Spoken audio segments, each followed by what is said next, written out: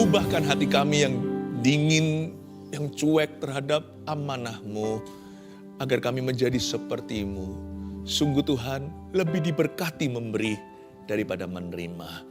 Pakai hidup kami Tuhan, keluarga Saat Teduh yang sekarang sudah mulai beranjak dewasa secara rohani. Terima kasih ya Tuhan, selama ini hamba berkesempatan memuridkan. Awal mula menggembalakan dengan memberi makan. Tapi hamba-Mu mau di Saat Teduh bersama hari ini, bersama Roh Kudus. Mari kita, ya Tuhan Yesus, mari kita tantang ya Tuhan setiap keluarga Saat Teduh untuk maju dalam Tuhan. Tidak hidup bagi diri sendiri lagi. Urapi kami, urapi hamba-Mu, ya Tuhan dengan authority, firman-Mu dengan kuasa. Sembunyikan hamba di balik salib-Mu. Dalam nama Yesus Tuhan tercinta. Amin. Puji Tuhan. Saya mau menyampaikan sebuah firman yang bukan kurang malah tidak populer di dunia hari ini, termasuk juga di dalam gereja. Tapi saya tetap harus menyampaikannya, karena saya komitmen sama Tuhan, bukan menyampaikan apa yang diinginkan oleh telinga manusia, tapi apa yang dikehendaki oleh Allah. Dan ini adalah bagian dari kehendak Tuhan dalam hidup kita. Tanpa ini kita nggak bisa jadi seperti Kristus. Saya kasih judul begini, saya ingin bawa seseorang kepada Yesus. Saya ulang, saya ingin bawa seseorang kepada Yesus. Kita buka dulu di Markus pasal 2 ayat 1 sampai 11, 1 sampai 12 saya akan bacakan. Orang lumpuh disembuhkan. Kemudian sesudah lewat beberapa hari, waktu Yesus datang lagi ke Kapernaum, tersiarlah kabar bahwa ia ada di rumah. Maka datanglah orang-orang berkerumun sehingga tidak ada lagi tempat, bahkan di muka pintu pun tidak. Sementara ia memberitakan firman kepada mereka. Ada orang-orang datang membawa kepadanya seorang lumpuh, digotong oleh 4 orang. Tetapi mereka tidak dapat membawanya kepadanya karena orang banyak itu. Lalu mereka membuka atap yang di atasnya. Sesudah terbuka mereka menurunkan tilam tempat orang lumpuh itu terbaring. Ketika Yesus melihat iman mereka, berkatalah ia kepada orang lumpuh itu, "Hai anakku, dosamu sudah diampuni." Tetapi di situ ada juga duduk beberapa ahli Taurat, mereka berpikir dalam hatinya, "Mengapa orang ini berkata begitu? Ia menghujat Allah. Siapa yang dapat mengampuni dosa selain daripada Allah sendiri?" Tetapi Yesus segera mengetahui dalam hatinya bahwa mereka berpikir demikian. Lalu ia berkata kepada mereka, "Mengapa kamu berpikir begitu dalam hatimu? Manakah lebih mudah mengatakan pada orang lumpuh ini, 'Dosamu sudah diampuni,' atau mengatakan, 'Bangunlah, angkatlah tilammu dan berjalan'? Tetapi supaya kamu tahu bahwa di dunia ini Anak Manusia berkuasa untuk mengampuni dosa, berkatalah ia kepada orang lumpuh itu, 'Kepadamu kukatakan, bangunlah, angkatlah tempat tidurmu dan pulanglah ke rumahmu.' Dan orang itu pun bangun, segera mengangkat tempat tidurnya dan pergi keluar di hadapan orang-orang itu, sehingga mereka semua takjub lalu memuliakan Allah, katanya, 'Yang begini belum pernah kita lihat.'" Seperti saya katakan tadi, firman yang saya bagikan hari ini bukan sesuatu yang populer di telinga orang Kristen dan anak-anak Tuhan. Karena ini berbunyi amanat atau tanggung jawab.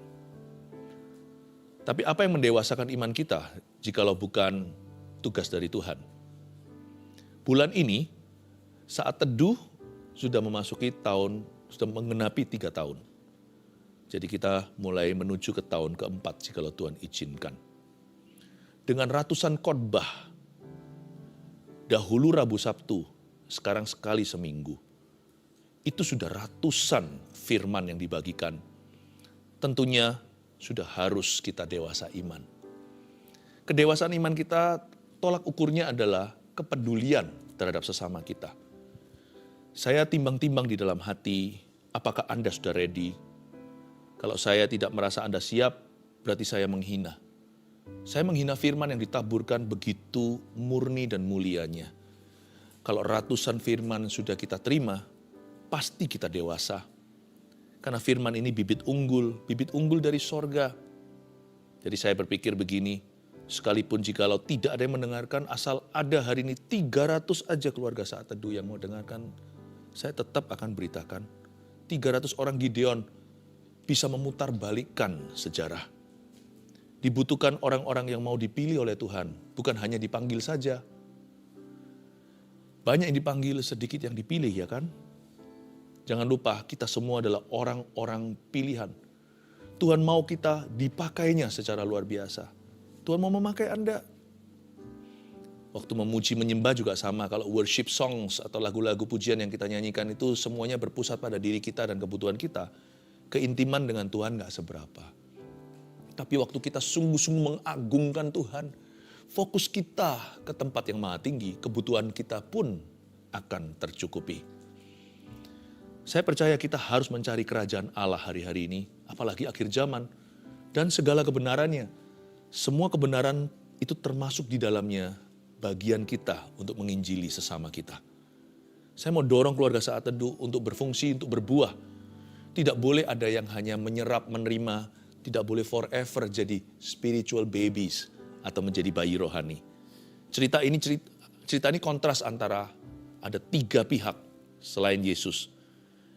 Yang pertama ada yang namanya orang Farisi, ada juga orang banyak, dan juga ada 4 orang lakon kita tanpa wajah, tanpa nama. Saya ajak kita membaca ayat per ayat, saya jelaskan bagaimana kerinduan kita hari ini akan dijawab oleh Tuhan. Saya ingin bawa seseorang kepada Yesus. Saya jadikan judul temanya, suatu jeritan hati saya dari dulu sejak saya bertobat hari pertama. Saya mau tularkan pada Anda. Semoga di akhir daripada program Saat Teduh bersama hari ini, setiap kita akan berseru demikian, Lord, I want to bring somebody to Christ. Saya mau bawa seseorang kepada Yesus Tuhan. Kemudian, sesudah lewat beberapa hari, waktu Yesus datang lagi ke Kapernaum, tersiarlah kabar bahwa ia ada di rumah. Kita semua tahu, Yesus lahir di Bethlehem, besar di Nazaret, tapi ministry base atau basis pelayanannya, markasnya itu di Kapernaum. Saya nggak tahu nanti Yesus ini masuk ke rumahnya sendiri atau rumah orang lain. Tapi Yesus pulang setelah pergi keliling pelayanan. Di pasal pertama dijelaskan Yesus menyembuhkan ibu mertua Petrus, Yesus sempat di Kapernaum, juga di sebuah rumah ibadat, Yesus mengusir setan, Yesus mengajar, lalu Yesus pulang, tersiar kabar bahwa ia ada di rumah. Hadirat Allah itu tidak boleh eksklusif milik siapa. Hadirat Tuhan itu harus di-share bersama. Semua orang sepatutnya mengalami dia, karena dia itu indah. Jangan pernah sembunyikan hadirat Tuhan Yesus di rumahmu, di kotamu, di gerejamu, di hidupmu. Jangan. Maka datanglah orang-orang berkerumun, sehingga tidak ada lagi tempat, bahkan di muka pintu pun tidak, sementara ia memberitakan firman kepada mereka. Fokus Yesus itu bukan mujizat. Fokus Yesus itu selalu memberitakan firman. Karena firman itu kekal. Firman membuat kita jadi mengenal siapa Tuhan, bukan hanya mengalami perbuatannya. Tapi firman itu membuat kita itu jadi anak-anaknya. Tapi Yesus juga tidak berhenti sampai menyampaikan firman. Yesus itu peduli dalam kehidupan kita, dan Yesus itu bisa menjawab doa. Mujizat masih berlaku sekarang. Kalau mujizat masih berlaku sekarang, Tuhan bukan hanya kita yang Dia undang. Tuhan mengundang seluruh dunia. Jangan lupa Dia mati untuk siapa? Karena begitu besar kasih Allah bagi dunia ini. Dunia ini lebih daripada keluargamu dan margamu, margaku dan keluargaku. Lebih dari orang-orang yang ku kenal. Lebih daripada urusan pribadi. Lebih daripada seputar saya. Tuhan itu mati bagi seluruh dunia. Jangan batasi pemakaian Allah atas hidupmu. Injil tidak boleh ada batasannya di dalam hidup Anda. Anda diselamatkan oleh Injil, saya juga. Sesudah itu, Injil itu titipan Allah. Kita tidak boleh diam. Setelah kita diselamatkan, jangan lupa perkataan Tuhan. Waktu Tuhan utus muridnya berdua-dua pergi, memberitakan Injil, sembuhkan yang sakit, tahirkan yang kusta, usir setan juga. Yesus berkata, cuma-cuma kamu menerima, cuma-cuma berikanlah. Kita diselamatkan oleh Injil yang sama. Kalau kita sungguh-sungguh diselamatkan karena Injil, kita pasti akan bersyukur kepada Yesus. Kita tidak akan egois. Janganlah, kita nggak boleh hidup untuk diri sendiri. Tidak boleh egois. Percuma semua firman yang bagus masuk di hidup kita bocor semua. Kalau prioritas kita terbalik, carilah dahulu kepentinganku. Dan aku tidak peduli pada sesamaku. Tapi kalau kita cari dulu kerajaan Allah, semua malah ditambahkan kepada kita. Maka datanglah orang-orang berkerumun sehingga tidak ada lagi tempat. Saya tidak mau menjadi golongan orang-orang banyak yang habis-habisin tempat. Sehingga yang butuh masuk tidak bisa masuk.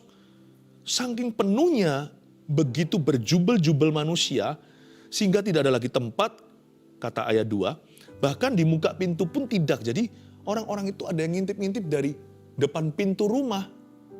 Saya yakin pintunya terbuka. Mereka juga bisa nguping. Jadi masih ada lumberan orang atau overflow-nya. Tapi saya nggak mau jadi bagian dari golongan itu. Karena orang itu dekat-dekat sama Yesus itu beda motivasi. Ada yang dekat sama Yesus demi dapat roti. Nggak salah sih, tapi dangkal imannya. Nanti ketika ada pencobaan, dia langsung menghujat Tuhan. Langsung tiba-tiba pindah sisi, memihak kepada musuh salib. Sama-sama berseru salibkan dia. Itulah orang-orang, yaitu 5.000 orang yang makan. Ingat ya cerita Yesus memecah-mecahkan 5 roti 2 ikan. Orang-orang yang makan kenyang itu hendak menjadikan dia raja. Makanya Tuhan itu menyingkir dari mereka. Karena Yesus tahu motivasi hati manusia. Mereka senang sama Tuhan gara-gara Tuhan kasih dia rejeki. Dan mereka mau jadikan Yesus raja. Siapa tahu Yesus bisa bebaskan mereka dari penjajahan Romawi. Dan Yesus juga bisa menjadi solusi ekonomi. Banyak orang itu berjubel-jubel datang. Tapi nggak semuanya ingin kenal Tuhan. Kasihan yang sakit. Nggak mungkin punya kesempatan. Kasihan mereka yang menderita. Jadi di sini kita jangan jadi orang-orang yang memenuhi pintu gerbang sorga. Kita membuat bottleneck di sana. Gini loh ya, kita nggak boleh egois kenapa. Asal kita udah punya Yesus ya. Ini saya ngomong secara gamblangnya. Seburuk-buruk keadaan kita, mati masuk sorga. Sungguhan. Udahlah, jangan masuk ke perdebatan. Sekali selamat tetap selamat atau orang bisa kehilangan keselamatan. Saya nggak mau masuk ke sana ya. Karena dua-dua bagian itu masing-masing ada hikmahnya. Orang yang sudah selamat janganlah mentang-mentang lalu habis itu sengaja berbuat dosa. Tetapi jangan juga kita itu percaya pada perbuatan kita, amal sosial kita. Kita harus belajar rendah hati bahwa Tuhanlah yang mengampuni kita. Dan pengampunannya itu nggak layak kita terima. Sudah nggak usah masuk ke perdebatan itu. Pokoknya intinya adalah kita semuanya ini yang sudah menerima Yesus secara pribadi. Worst come to worst, skenario terburuk pun, keadaan kita tetap begini, tidak ada berkat, tidak ada mujizat. Semakin hari semakin parah, mau sakit pun hingga mati, asal kita tidak menyangkali iman kita, kita setia padanya, kita tetap percaya Yesus adalah Tuhan. Mati masuk sorga. Tapi jangan hidup kita itu sebagai bottleneck orang lain di dunia. Janganlah hidup kita itu menjadi kerumunan orang di pintu gerbang sorga. Di mana Yesus ada di dalam sana. Jangan. Kita itu harus peduli sama orang di luar situ. Jangan jadi si sulung yang tidak peduli sama adiknya. Jangan jadi 99 ekor yang pengangguran di kandang domba. Padahal ada 1 ekor yang Tuhan cari di luar situ. Mereka tidak mau ikut Yesus mencarinya, makanya ditinggalkannya. Di muka pintu pun tidak ada tempat. Lalu ayat 3, ada orang-orang datang membawa kepadanya seorang lumpuh digotong oleh 4 orang. Nah, saya mau jadi yang 4 orang ini. Saya mau jadi seseorang yang membawa orang lain kepada Yesus. 4 orang ini lakon kita hari ini, tanpa wajah, tanpa nama. Yang penting itu orang lain kenal Yesus. Siapa yang bawa, siapa yang nabur, siapa yang menyiram, siapa yang ajak, siapa yang actually yang sesungguhnya jemput dia ke gereja. Atau siapa yang kasih dia link saat teduh bersama. Atau siapa yang doakan lewat telepon. Gak perlulah kita cari muka. Pahala kita datang dari sorga. Yang penting kita berusaha. Yang penting kita tidak penuhi gerbang sorga. Tapi kita menjadi orang yang membuka jalan. Ayo yuk kamu masuk, ayo kamu siapa lagi. Pengajaran itu tiada henti. Kalau memang kita mau dapat pengajaran yang paling sempurna, udah gak sabar saya ketemu sama Sang Firman muka dengan muka. Saya gak perlu lagi baca setiap tulisan. Saya udah lihat dia wajah dengan wajah. Kalau mau rasakan hadirat Allah yang paling perfect, bukan di dunia. Setelah kita mati atau Tuhan datang kembali, kita langsung bertemu dengan dia. Untuk apa kita hidup di dunia? Kalau bukan untuk yang satu ini. Kekayaan, apa sih kekayaan di dunia? Ini sebagai suatu kiasan saja. Emas, perak, permata yang semua orang kejar-kejar dan berebutan. itu hanyalah debu tanah sorga. Begitulah ya, bukan secara harafiah. Kenapa kita buang seluruh hidup kita untuk mencari sesuatu yang sifatnya di sana itu tiada harganya? Lalu untuk apa kita hidup di bumi ini? Supaya kita semakin penuh pengajaran? Atau semakin kita itu memenuhi diri dengan pengetahuan, jangan-jangan nanti jadi Farisi. Ada orang-orang datang membawa kepadanya seorang lumpuh, ini tujuan kita hidup. Digotong oleh 4 orang. Kalau nggak berani sendirian, bersama. Besi menajamkan besi, saudara seiman saling mengingatkan. Tetapi mereka tidak dapat membawanya kepadanya karena orang banyak itu, sekali lagi orang-orang yang memenuhi pintu. Lalu mereka membuka atap yang di atasnya. Sesudah terbuka mereka menurunkan tilam, tempat orang lumpuh itu terbaring. Atap rumahnya dulu mungkin beda dengan sekarang ya, tapi tetap harus dibongkar sih, nggak mungkin hanya bisa cuman karena kalau hujan kan nggak kena. Jadi saya yakin zaman dulu itu materi atau bahannya itu semi permanen. Jadi bisa ditumbuk sampai bolong gitu. Dan mereka terpaksa membuka. Puji Tuhan mereka nggak masuk lewat jendela. Jendela juga penuh. Tapi Yesus pernah memberi perumpamaan yang masuk jendela itu musuh. Itu iblis mencuri, membunuh, membinasakan. Mereka masuk lewat atap. Satu-satunya jalan. Kasihan ya. Yang lebih membutuhkan malah susah masuk. Yang oke lah, bisa iya bisa enggak. Ya, enggak perlu ada di sana. Mereka cuma mau more aja. Mau lebih untuk dirinya. Itu malah yang memenuhi tempat. Malah menduduki tempat VIP. Yesus tidak mengatur kursi sih. Itu first come first serve memangnya. Tapi orang yang lumpuh ini kasihan. Udah lumpuh harus dari atap lagi. Diturunkan, tapi puji Tuhan untuk 4 orang itu. Mereka belanin. Saya nggak tahu mereka mikir apa hari itu. Mereka itu percaya. Mereka itu, waktu nanti Yesus berkata, Yesus melihat iman mereka. Lihat ayat 5, ketika Yesus melihat iman mereka, berkatalah ia kepada orang lumpuh itu. Tunggu di situ. Yang Yesus lihat itu bukan iman mereka untuk teman mereka. Oh, 4 orang ini beriman untuk kesembuhan teman. Iya. Tapi Yesus itu terharu. 4 orang ini kok sure ya, kok pasti ya kalau Yesus akan menyembuhkan. Mereka itu tidak meragukan kebaikan Tuhan. Mereka menurunkan itu nggak gampang. Itu perlu keseimbangan. It must have broken their back somehow. Pasti yang namanya tulang punggung mereka itu menderita untuk turunkan begitu. Itu keram perut, itu satu orang meskipun dia kurus kering, orang lumpuh. Tapi tetap kan yang namanya tulang itu berat, itu puluhan kilogram turun ke bawah. 4 orang itu lawan gravitasi lagi. Nggak boleh jatuh, jadi harus ekstra kekuatan, nggak boleh pas-pasan. Jadi mereka itu turunkan itu kayak gitu. Yesus melihat mereka, kok kamu yakin aku mau sembuhkan? Kok kamu yakin aku nak marah? Seolah 4 orang ini lebih mengenal Yesus daripada 12 rasulnya yang kadang-kadang kurang mengerti hatinya. Apalagi sama kerumunan orang itu yang sama sekali gak paham sama hati Tuhan. Mereka cuma dengar pengajaran-pengajaran doang. Sebab ada hal-hal tertentu yang tidak bisa diajarkan, tapi harus ditangkap dengan segenap hati. Some things cannot be taught. Certain things can only be caught. Ada hal-hal tertentu yang gak bisa diajarkan.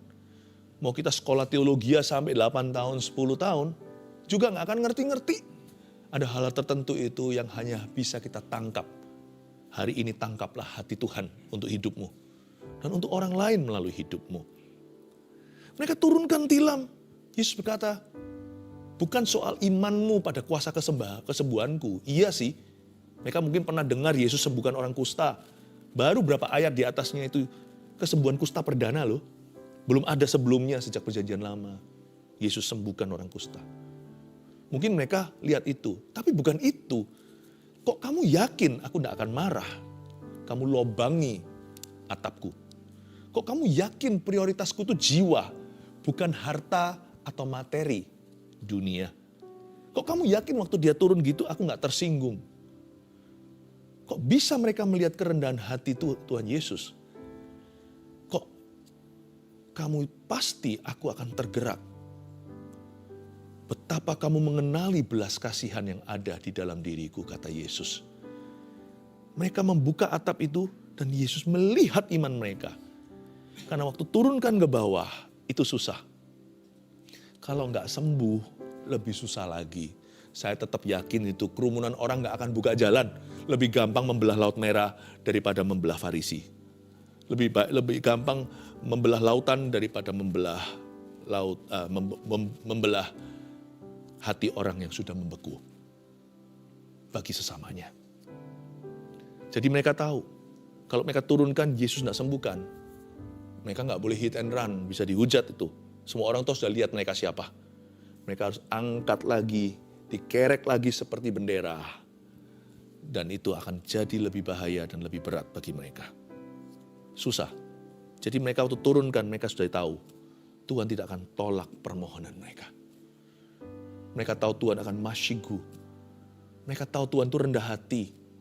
Dan mereka tahu Tuhan itu lemah lembut. Dan mereka yakin pasti bahwa Tuhan mau sebelum mereka yakin bahwa Tuhan mampu. Luar biasa.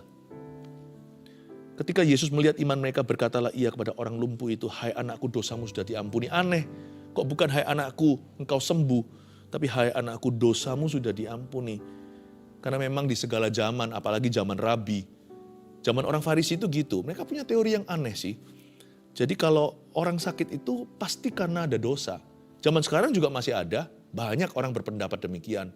Kamu dosa apa? Kok sampai kamu sengsara begini? Apa-apa selalu kambing hitam. Apa-apa selalu begitu, nggak pernah lihat domba putih. Selalu cari kambing hitamnya dalam segala perkara. Kenapa nggak bisa melihat maksud Allah? Kenapa nggak bisa melihat kebaikan Yesus yang mungkin bisa terjadi? Kok selalu cari kambing hitamnya, mengapa begitu, mengapa begini? Salah siapa? Salah dia atau salah ayahnya? Pikiran terkutuk selalu memikirkan kutuk. Tapi pikiran yang diberkati selalu melihat kesempatan dalam kesempitan dan melihat Yesus sanggup melakukan segala perkara. Tapi Yesus berkata, hai anakku, dosamu sudah diampuni. Tapi juga mungkin ya, karena Yesus sendiri berkata dosamu sudah diampuni, bisa jadi ada penyakit tertentu atau kondisi tertentu diakibatkan dosa. Bisa juga kita sakit karena kita salah gaya hidupnya, makannya sembarangan, tidak olahraga. Tapi ada juga sakit penyakit, bahkan kondisi hidup manusia itu diakibatkan dosa. Kalau Anda lihat ya, penyembahan berhala itu selalu mendatangkan kutuk pada tanah. Sehingga lihat ya, tiba-tiba terjadi kemiskinan yang luar biasa di area itu, kekeringan rohani. Bukan berarti semua orang kalau ada orang miskin itu selalu karena kutuk, selalu karena dosa, enggak tentu. Tuhan izinkan manusia, hamba-hambanya memikul salib juga. Tapi di sini saya enggak tahu kasus orang ini apa. Pokoknya Yesus berkata, hai anakku, dosamu sudah diampuni. Untuk ampuni dosa orang itu dan juga untuk membuat suatu pernyataan kepada dunia yang salah paham sama si lumpuh. Hari ini aku mengampuni dosanya. Hari ini. Dan dia hari ini akan kusembuhkan karena aku mengasihi dia. Tetapi di situ ada juga duduk beberapa ahli Taurat, mereka berpikir dalam hatinya, ini dia pikiran salah. Mengapa orang ini berkata begitu? Ia menghujat Allah. Siapa yang dapat mengampuni dosa selain daripada Allah sendiri? Saya ngerti doktrin itu penting, tapi ini bukan waktunya untuk berdebat. Di depan kita ada orang yang sekarat. Kok nggak bisa ya dia itu untuk sementara gitu loh. Letakkan hobinya untuk pembenaran dan untuk menyalahkan. Tidak bisakah dia merasakan kebutuhan orang yang di depan? Kemungkinan waktu dikerek turun gitu, mereka juga tidak ulurkan tangan untuk bantu angkat atau turunkan. Mereka hanya lihat, ngapain orang-orang itu? Mereka lihat Yesus ngomong begitu, ini menghujat Allah. Coba bayangkan, orang-orang yang tidak pernah menolong sesamanya. Di masa-masa yang sangat butuh seseorang untuk dibantu, mereka hanya memikirkan siapa benar, siapa salah. Bukankah ini seringkali terjadi dalam hidup kita?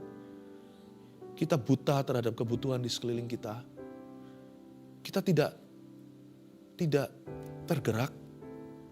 Pikiran kita seputar hal-hal yang tidak terlalu penting di hadapan Tuhan. Tetapi Yesus segera mengetahui dalam hatinya bahwa mereka berpikir demikian, lalu ia berkata kepada mereka, mengapa kamu berpikir begitu dalam hatimu? Mengapa kamu berpikir begitu dalam hatimu? Mana lebih mudah mengatakan pada orang lumpuh ini, dosamu sudah diampuni, atau mengatakan bangunlah, angkatlah tilammu dan berjalan. Saya jawab dulu sebelum kita lihat ayat 10. Mana lebih susah? Kalau menurut saya secara manusia lebih susah ya berkata kepada orang itu, orang lumpuh ini, bangunlah, angkatlah tilammu dan berjalan.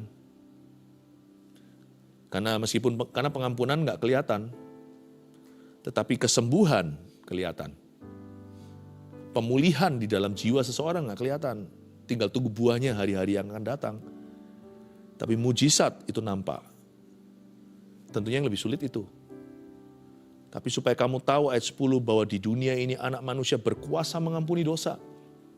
Berkatalah ia kepada orang lumpuh itu, kepadamu kukatakan, bangunlah, angkatlah tempat tidurmu dan pulanglah ke rumahmu.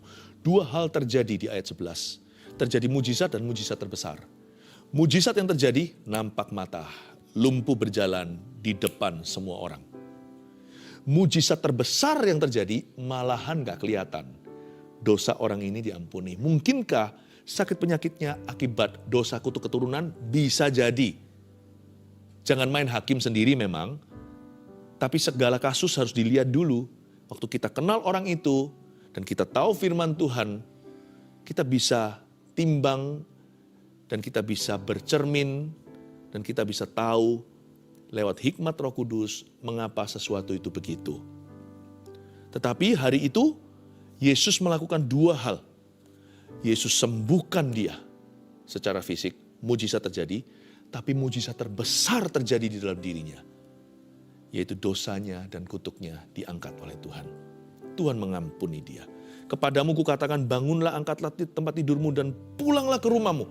Dan orang itu pun bangun, segera mengangkat tempat tidurnya dan pergi keluar di hadapan orang-orang itu, sehingga mereka semua takjub lalu memuliakan Allah. Katanya, yang begini belum pernah kita lihat. Terakhir kesan orang banyak, yang begini belum pernah kami lihat. Ada sebuah sense, ada sebuah perasaan incredible. Wow, luar biasa, terkagum-kagum, serta terpukau.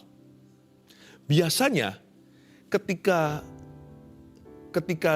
masih di dalam prosesnya, tidak banyak orang mau terlibat. Tapi setelah terjadi mujizat, semua orang memuji dan memuliakan Allah. Ya bagus sih, semua memuji Tuhan.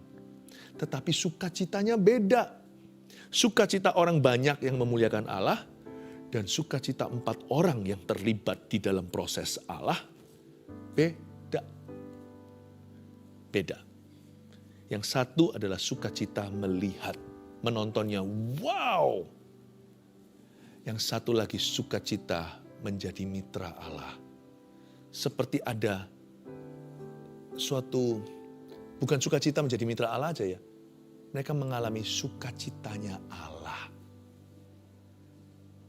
Yang lainnya bergembira melihat takjub melihat sebuah pertunjukan. Tapi yang 4 itu merasakan sukacita Tuhan yang menyembuhkan. Beda sekali keintiman. Kenapa kita mau bawa seseorang pada Yesus? Saya kasih 3 poin untuk Anda catat dan ingat. Karena Yesus saja yang bisa mengampuni dosa. Mujizat terbesar itu keselamatan, bukan kesembuhan. Karena kita bisa sembuh ya, kita bisa sakit lagi ya kan. Atau misalnya kalau kita sembuh lalu sehat sampai mati, ada beberapa orang saya lihat memang semakin langka. Tapi saya kenal beberapa orang yang sampai meninggal dunianya sehat-sehat, cuman ada gangguan-gangguan sakit tua. Sehat betul, meninggalnya juga dengan tenang. Dalam tidurnya, lihat ya, kita bisa sehat. Kita bisa sehat. Kita pernah sakit lalu sembuh, lalu jadi sehat. Tetap kita mati kan. Jadi mujizat terbesar itu harus bisa menjawab ini. Kemana kita pergi setelah kita mati? Karena waktu kita mati, kita nggak bawa penyakit kita nggak bawa kesembuhan kita nggak bawa kesehatan kita. Yang kita bawa hanyalah keselamatan kita. Nama kita tertulis dalam kitab kehidupan itu saja. Makanya itu mujizat terbesar, itu juga adalah kebutuhan terbesar manusia. Yaitu keselamatan atau pengampunan dosa. Lukas 24 bunyinya begini, berita tentang pengampunan dosa ini harus disampaikan ke seluruh bangsa sampai ke ujung dunia. Dan kebutuhan manusia terbesar yaitu. Dan juga mujizat ini yang paling lama. Sekalipun orang kalau bangkit dari mati, misalkan seperti di Alkitab Kisah Para Rasul, Dorcas yang dibangkitkan. Saya tanya sekarang, Dorcasnya Kisah Para Rasul yang dibangkitkan oleh Petrus atau Kefas, di mana dia sekarang? Mati dia, sudah ada di kuburannya. Miracle atau mujizat yang dia alami itu tetap sifatnya sementara, kalau itu hanyalah mujizat badan. Tapi Dorcas ini orang yang diselamatkan. Dia adalah seorang believer, orang yang percaya. Di mana dia sekarang? Di sorga. Terpujilah Allah yang telah memberinya keselamatan terbesar, yaitu keselamatan jiwanya. Mujizat yang bisa dinikmati sampai ke sorga itu hanyalah keselamatan jiwa. Karena kita tahu fakta ini dan kebenaran ini, saya harus, bukan hanya ingin, saya harus bawa seseorang pada Yesus. Saya harus bawa seseorang. Apalagi kalau orang yang saya bawa itu adalah orang yang saya cintai. Kita nggak usah dikasih embel-embel. Kalau kamu beritakan Injil nanti bisnismu diberkati. Kamu kalau memberitakan kasih Yesus nanti kamu sendiri akan diperhatikan Tuhan. Nggak perlu sih. Nggak perlu. Memberitakan Injil itu sendiri adalah berkat. Tidak perlu saya diberkati setelahnya. What an honor, what a privilege. Itu sebuah keistimewaan. Itu sebuah kehormatan untuk bisa memberitakan Injil. Sekalipun jikalau aku ditolak waktu memberitakannya, sekalipun kalau aku dianiaya setelahnya. Memberitakan Injil itu nggak usah dapat upah, itu sendiri sudah upahnya orang percaya. Saya harus menyampaikan kepada semua orang, apalagi kalau saya beritakan Injil kepada misalnya orang tua saya. Orang tua saya sih sudah dalam Tuhan, orang tua Anda mungkin. Masa saya perlu dibayar? Bahkan dibayar oleh Tuhan? Nggak perlulah. Pemikiran bahwa orang tuaku akan masuk ke neraka nanti, jangan diutarakan mentah-mentah ya. Karena saya rasa karena saya yakin memberitakan Injil tetap harus dengan sopan santun, dengan cara yang penuh kasih, secara positif juga, dengan cara yang membangun. Tapi pemikiran kita, kesadaran kita bahwa orang tua kita akan masuk ke neraka, masa kita harus diiming-iming baru kita itu akan beritakan keselamatan kepadanya? Enggak lah. Saya nggak usah dibayar pun saya dengan rela hati. Kalau bisa, kalau boleh saya ganti nyawa saya mau. Toh saya masuk ke sorga. Kedua, kenapa saya ingin bawa seseorang pada Yesus? Karena Yesus sanggup lakukan segala perkara. He never disappoints. Jesus is the answer. Yesus adalah jawaban. Dia tidak pernah mengecewakan. Nggak tentu orang pasti disembuhkan, nggak tentu. Tetapi setiap orang yang datang pasti dapat jawaban. Nggak ada orang datang ke Yesus itu tangan hampa waktu meninggalkannya. Nggak ada. Karena Yesus sanggup lakukan segala perkara. Makanya itu 4 orang itu gigih menurunkan si lumpuh. Mereka nggak tahu persisnya apa yang akan terjadi. Mereka sih beriman sembuh. Tapi gimana dia nggak tahu. Kapan dia nggak tahu. Pokoknya dia tahu, whoever I send to Jesus, siapapun yang kukirim ke Yesus, tidak akan kembali sama gitu aja. Mereka semua beriman sepakat, kong kali kong berempat, mereka berkata nggak mungkin kita akan kerek dia naik lagi seperti bendera. Pokoknya Yesus inilah satu-satunya penolong yang sungguh. Dia penolong dalam kesesakan sangat terbukti. Pokoknya kalau kita utus siapa ke dia, nggak mungkin kembalinya itu sama. Udahlah guys, nggak perlu kita khawatir kita akan kerek naik ke atas. Enggak lah, itu bukan Yesus yang ku tahu. Itu bukan Yesus yang ku kenal. Yesus sanggup lakukan segala perkara, makanya saya nggak ragu bawa siapa saja. Kalau ada orang menolak dia sekarang, sewaktu saya berusaha membawa mereka kepada Tuhan, itu hanya cepat lambat. Sekarang mereka bisa nolak, saya yakin nanti 10 tahun lagi, mungkin gak selama itu, atau mungkin lebih lama, 20 tahun lagi, cepat lambat, yang kutabur pasti akan dituai. Cuman sekarang masih gengsi aja, masih merasa belum butuh, tapi suatu saat nanti pasti saya imani. 3. Saya ingin bawa seseorang pada Yesus, saya nggak bimbang. Mau tahu kenapa? Karena Yesus perhitungkan iman kita untuk orang lain. Kita nggak bisa beriman untuk keselamatan orang lain. Orang diselamatkan oleh imannya sendiri. Tetapi kalau kita nggak memulai jump start dulu, kalau kita nggak mulai dulu, kayaknya orang itu nggak akan menemukan pintu. Kitalah pintu. Jangan jadi orang-orang yang memenuhi depan pintu, malah jadilah pintu. Saya sebut a borrowed faith is still faith. Iman yang dipinjamkan tetap adalah iman. Mungkin saya pinjamkan dulu seperti si lumpuh, Nanti dia alami sendiri. Kilometer pertama saya jalani. Saya yang pinjamkan iman saya. Tapi setelah itu imannya akan sangat pribadi kepada Tuhan Yesusku. Do you know that iman kita diperhitungkan Tuhan untuk orang lain? Kalau kita berdoa, ajak mereka, saya yakin pasti ada perbedaan. Tidak ada orang yang melangkah dalam iman ke arah Tuhan. Nanti ujungnya sama, tidak pernah. 3 poin ini saya ingin bawa seseorang pada Yesus. 1, karena Yesus saja yang bisa mengampuni dosa. 2, karena Yesus sanggup lakukan segala perkara. 3, karena Yesus perhitungkan iman kita untuk orang lain. Haleluya. Mari angkat tanganmu. Terima berkat dari Allah Bapa, kasih karunia dari Tuhan Yesus dan pengurapan dari Roh Kudus. Mulai hari ini, keluarga Satu Teduh Bersama dilantik bersama-sama dalam urapan ini. Jadilah penjala manusia, jangan hidup bagi diri sendiri. Pergilah atau pulanglah, membawa damai sejahtera. Dalam nama Yesus.